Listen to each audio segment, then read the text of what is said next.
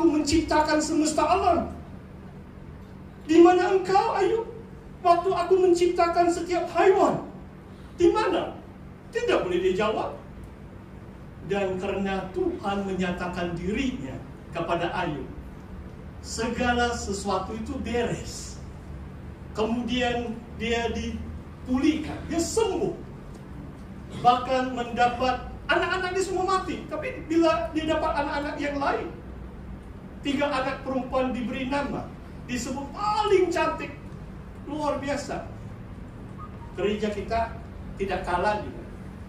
Ramai sini pemuda-pemudi yang handsome dan yang cantik-cantik yang Tuhan pakai.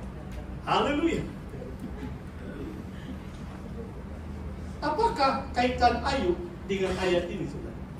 Sebab Paulus katakan, begitu banyak dia boleh banggakan, tapi waktu dia mengenal Yesus, pertemuan dia dengan Kristus, segala sesuatu berubah.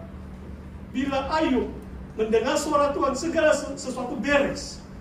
Hidup Paulus beres. Dia melepaskan segala kemegahan, kebanggaannya, karena dia sudah kenal Kristus.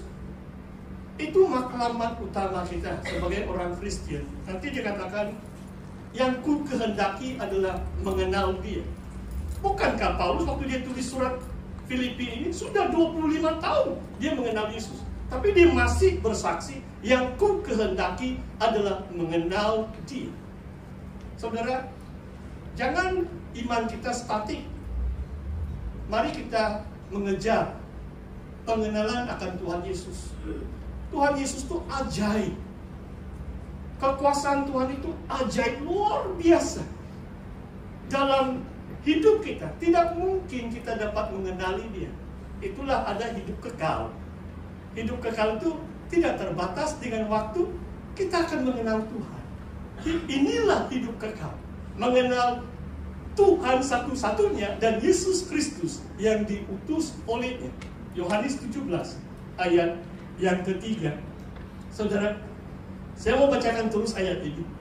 Oleh karena dialah aku melepaskan semuanya itu dan menganggapnya sampah supaya aku memperoleh Kristus. Saudara, kalau kita beroleh Kristus, segala sesuatu itu cuma bayangan. Coba kamu pikirkan kehidupan saudara yang lama. Kadang-kadang kalau kita belum ada pertemuan ilahi dengan Yesus, kita masih banyak pegangan. Maksud pasti bukan pegangan yang jimat-jimat semua itu. Maksudnya tarikan kita. Kita masih terpikat dengan dunia. Kita masih takut kalau tiada duit bagaimana. Kita masih dengan banyak pegangan-pegangan dunia ini. Saudara, kalau kita mengenal Tuhan Yesus, kita boleh melepaskan semua itu.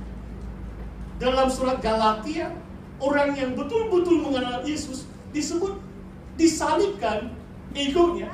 Aku disalibkan dengan Kristus dan dunia ini telah disalibkan. Aku telah disalibkan terhadap dunia ini. Maksudnya saudara, ego kita harus mati. Untuk mengenal Yesus kita harus melepaskan ego kita. Manusia ini ada ego kan? Kadang-kadang ini saya tidak mau, nanti kamu tahu itu, kalau kesaksian pastor banyak itu, banyak kali sudah. Saya harap kamu tidak bosan, karena ulang-ulang lagi kesaksian pastor. Kamu baca buku sama juga itu. Tapi saya pastor sidang, apa boleh buatlah itu kan? Begitulah itu, haleluya. Haleluya.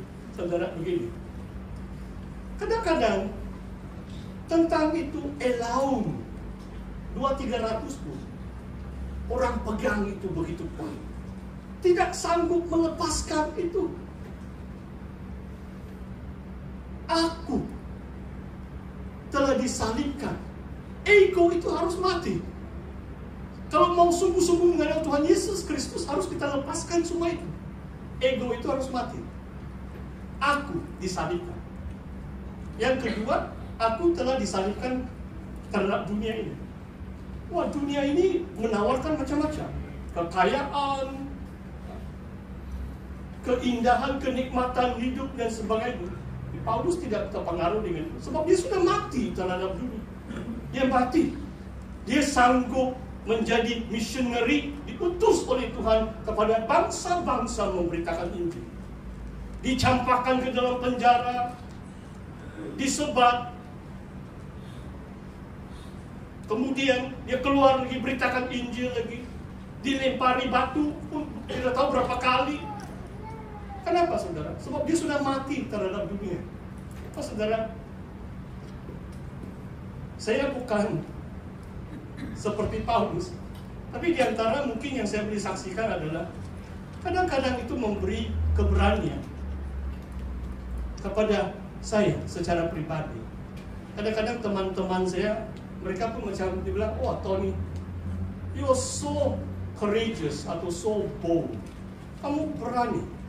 Bagi saya keberanian itu bukan sendiri yang buat-buat. Sebab saya mati terhadap dunia, ego saya disalibkan. Maksudnya orang ludahi, orang pijak, saya sudah mati. Kamu ludahlah, kamu pijak. Saya tetap hidup melayani itu. Saudara paham maksud saya? Kadang-kadang kalau kita sudah dihina, dipijak, oh kita mundur sudah itu. Ah, tidak mau sudah itu. Tidak mau sudah itu. Ataupun ada tawaran dunia. Saya masih ingat waktu saya baru masuk pelayanan di Randau, ada seorang pastor banyak dengan saya. "Pastor Tony, kamu bayar persepuluhan gak?" dia bilang. Dia tanya. Sesama pastor pun curious begitu. Baru kemarin saya menghadiri persekutuan pastor-pastor kawasan api-api. Saya senyum, saya tidak dapat jawab pun. Kenapa? Kalau saya jawab, saya takut dia pikir saya orang sombong. Waktu saya di Melangkap, saya hidup dengan 5% apa yang saya dapat sebelum saya masuk sebagai hamba Tuhan. Waktu saya meninggalkan Singapura, melayani di SIB Muhibah, saya dapat potongan 75%. Itu melebihi persepuluhan atau tidak kan?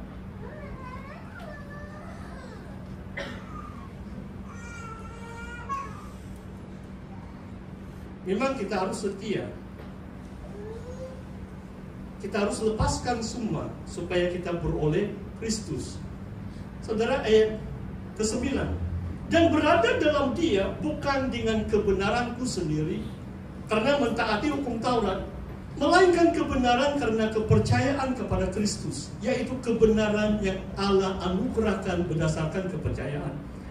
Ini inti Injil, saudara. Bukan sebab kita taat hukum-hukum Tuhan, tetapi sebab kita percaya